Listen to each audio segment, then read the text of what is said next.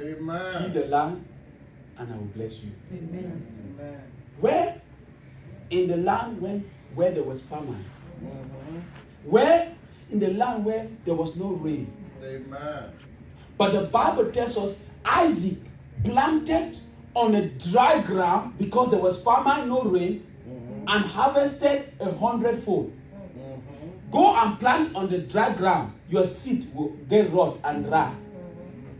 Are you getting me? But go and plant because you heard the voice of God saying, plant. Amen. God knows what He will do. Amen.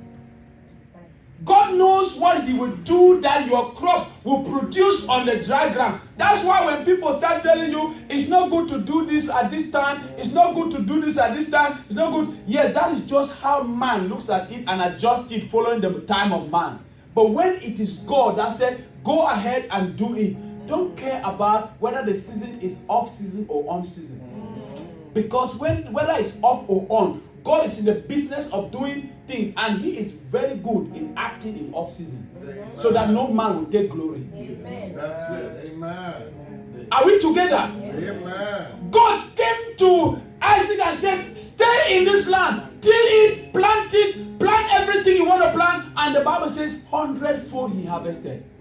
I don't know about those who went to Egypt, whether they were able to harvest anything. Brethren, God spoke to him directly. God came to him and said, son, this is what I want you to do. Though Egypt is well watered and everybody is going down. Though Egypt is well secured, everybody is going down. But I want you to stay here. Do you have a situation in your life where everybody is flocking? Like I've seen in my stay here, when a particular job comes out, everybody wants to do that job. Everybody is going there. No, it's not a bad thing to go and do it. It's not a bad thing to apply. But did God call you there? If not, others will go and stay. But after 6 months, the first batch of follows, you'll be part of them.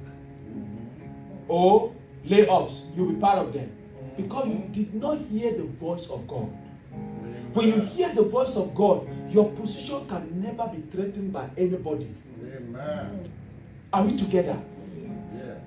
Direct hearing from God. If Isaac was to hear from man,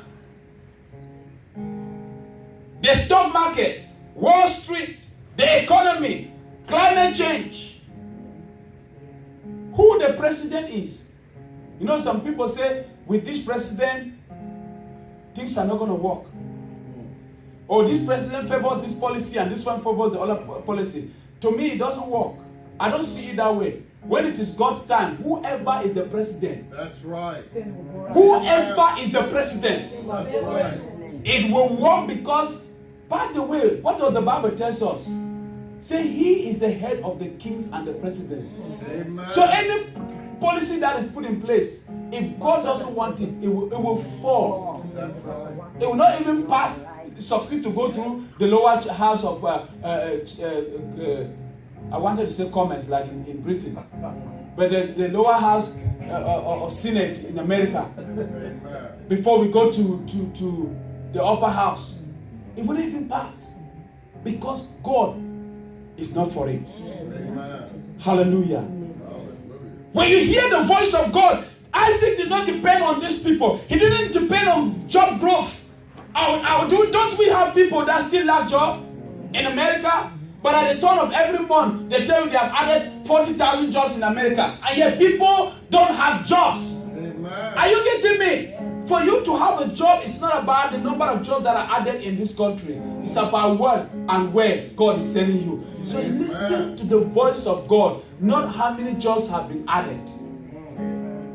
Hallelujah. Hallelujah. If Isaac did listen to all this, he would definitely have gone to Egypt. But he heard directly from God. And the voice of God defied every odds around Isaac. And he stayed in the land. Hallelujah.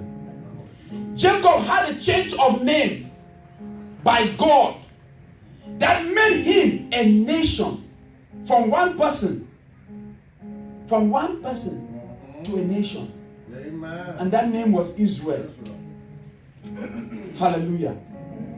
Moses fed 3 million people in the desert. Moses. These 3 million people he fed in the desert was because of one thing. He heard the voice of God. That's right. Amen. Read Exodus chapter 16, you see. He heard the voice of God. God came and told him, leave this flock you are taking care. Go and bring my people. Go and bring my people. He heard God say, go. If it was you and I today, we have to prepare how they're going to be fed all through the desert. It means nothing. Hey, when you hear the voice of God, the next step means nothing. Somebody said when God gives the vision, he will give the provision. Yes, he will. Amen. I still believe in that word. Does that mean we should not prepare? No. But preparation without hearing the voice of God is equal to failure, disaster. Amen. The next point is his word. Shall we read Isaiah chapter 34 verse 16? Every verse in the Bible has the voice of God behind it. Every verse in the Bible has the voice of God behind it. Isaiah 34:16. Seek ye out of the book of the Lord and read. No one of these shall fall or fail. None shall one have made. For my mouth it had commanded, and his spirit it had gathered them. I will want to beg you to read from the version I so like. NIV. Isaiah 34. Let me read from NIV. Let's see. 34:16 I read. Look in the scroll of the Lord and read. None of these will be missing. Not one will lack her mate. Did you hear that? Not one will lack her mate. For it is his mouth that has given the order, and the spirit will gather them together. Amen. Now look at it. God speaks, but when he speaks, there is something that is acting behind the voice of God or the word of God. Because here we see two things. If you look at the first part, you see the Bible says, search and read the scroll of the Lord, not one of them will be missing, none will be lacking its mate. Now let's say, looking at that scripture, is there any brother or sister that is supposed to remain unmarried? No. If you saw it, did you read that? Did you see it the way I saw it? Said none will be lacking its mate. So if you desire to get married, the scripture says you can never stay without getting married. Unless you were born a union. And if you are, let me know so I'll stop praying for you. Are we together? But the big part of that verse is because he has ordered it by what? Spoken word. But after the spoken word, what happened? And he will gather it by his spirit. So when the word of the Lord is spoken, there is something that is happening behind. So I ask you, when you read your Bible within the week, what are you looking for?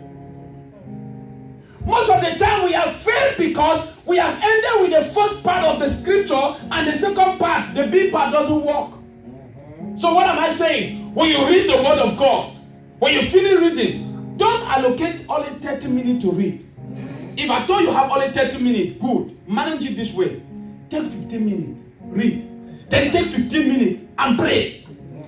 When you read the word of God, that is the A part you have done. For the big part to come alive in your life is when you start praying. When you start praying, you are activating the spirit.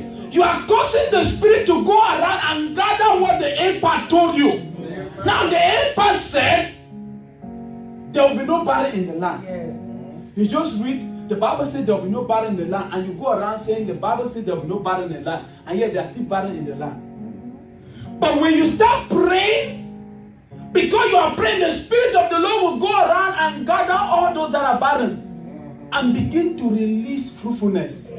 Because you have now gone in the Spirit and you are activating what was spoken by the word of mouth. Yeah.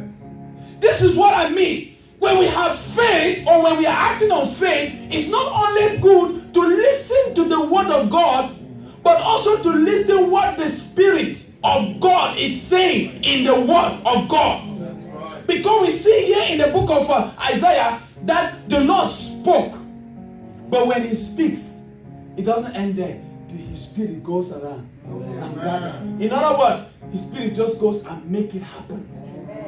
And it is through prayers. Hallelujah. That we do that.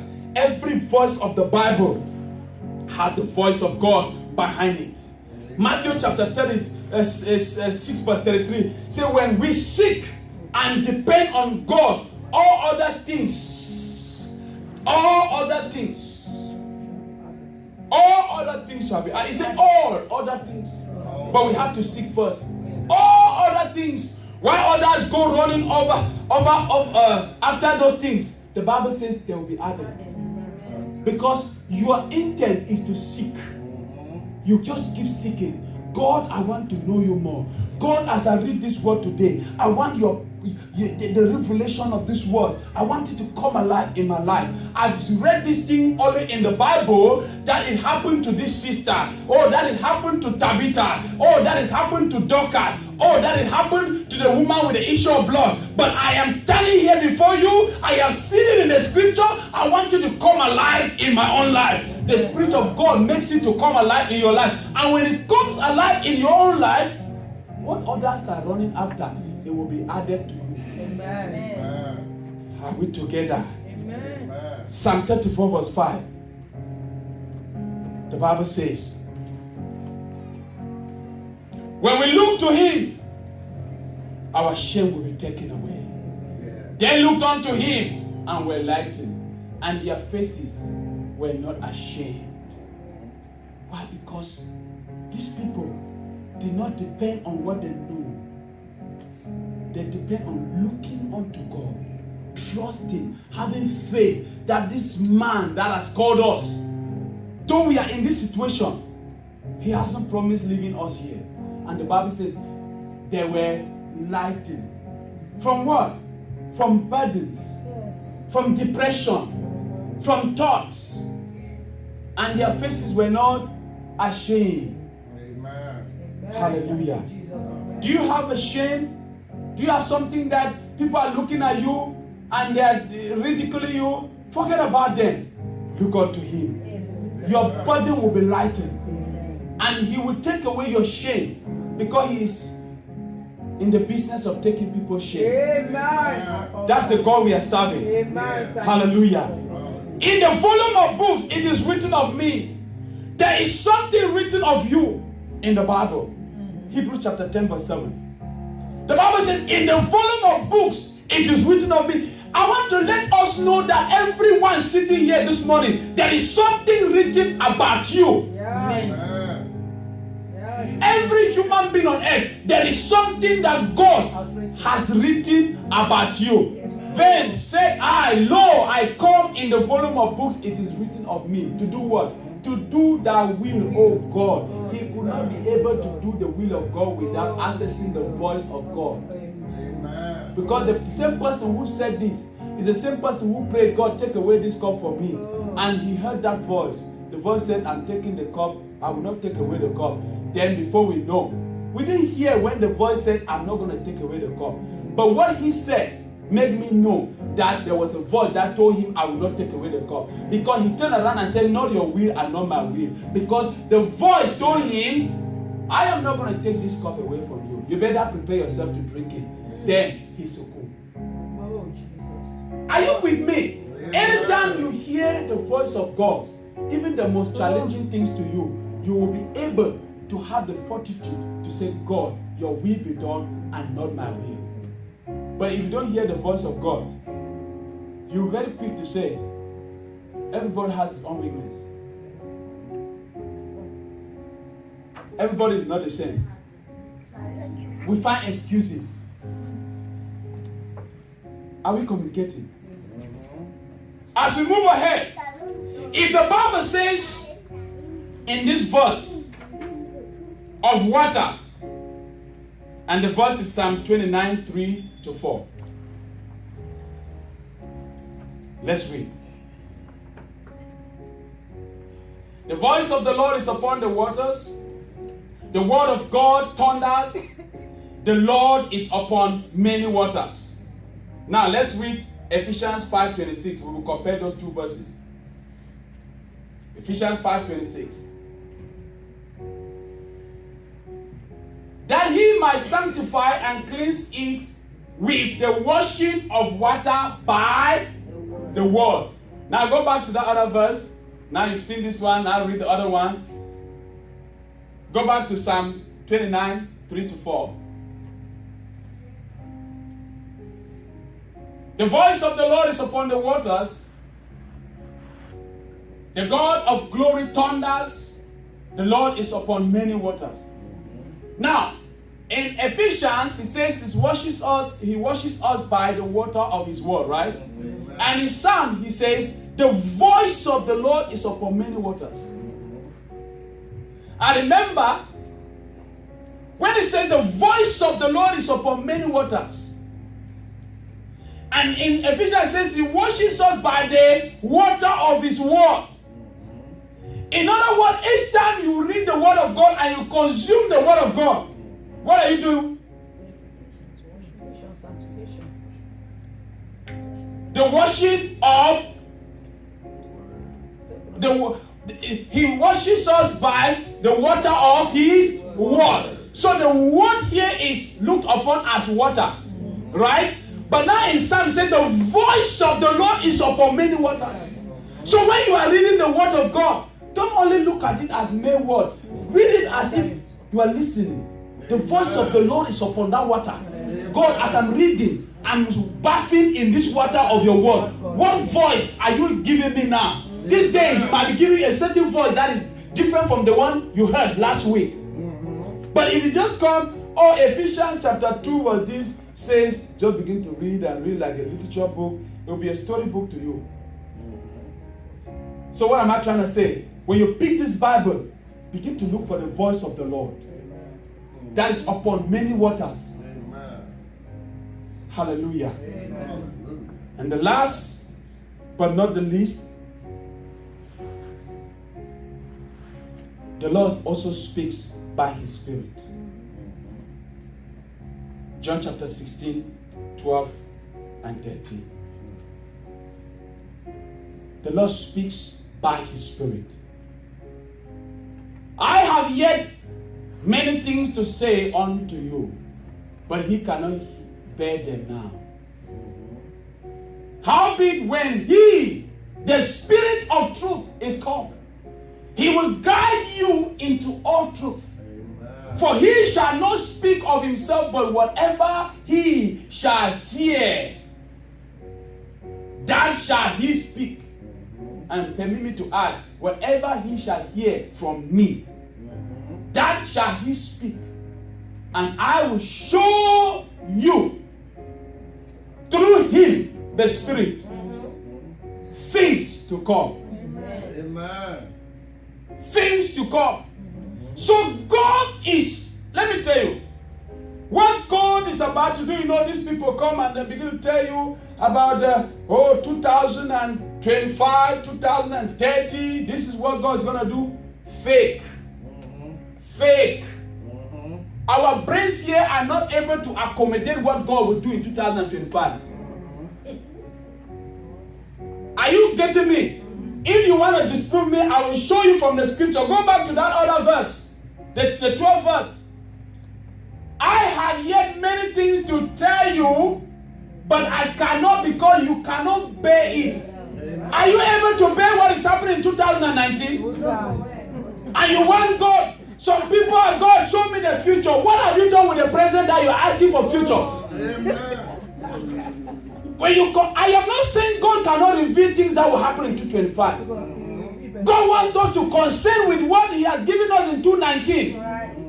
And before you know, If you have managed it well, then he will say, okay, let me bring you to 220. A little bit. And that's why he says, because you cannot bear it, I will send the Holy Spirit, who will help you to begin to bring to you even the things that I would have told you now that you cannot bear. But how can you? How can I? If we do not read the Word of God. Now what I'm trying to say is, anytime you go to read and you are there reading, don't just read as a literature book. Begin to see that the Holy Spirit will take that scripture, those words you are reading, and begin to reveal the things. Because since behind every word of God there is a voice of God. I'm dying down now. Since behind every word there is a voice, it means that anytime you pick your Bible to read, there is something that Jesus would have told the disciples that he did not tell them because they could not bear. But he told the Holy Spirit. And now you pick that Bible and you're reading. With that devotion and prayers, what he did not tell the disciples, but he told the Holy Spirit will tell you. But if you just want to look at the book of Matthew, Mark, Luke, and John, so these three people, they were with three apostles, they were with Jesus. Let me see what Jesus told them. Trust me, there are some things Jesus told them that were happening to them at that time that would mean nothing to you now. Because in the days of the apostles, I did not read in the Bible that there were suicide missions. I didn't see the World Trade Center, this kind of attack. ISIS did not exist at that time, even though they had their own kind of minor terrorism at that time. But things have changed. So what the Lord would have told them at that time is totally different from what the Lord would have told you and I.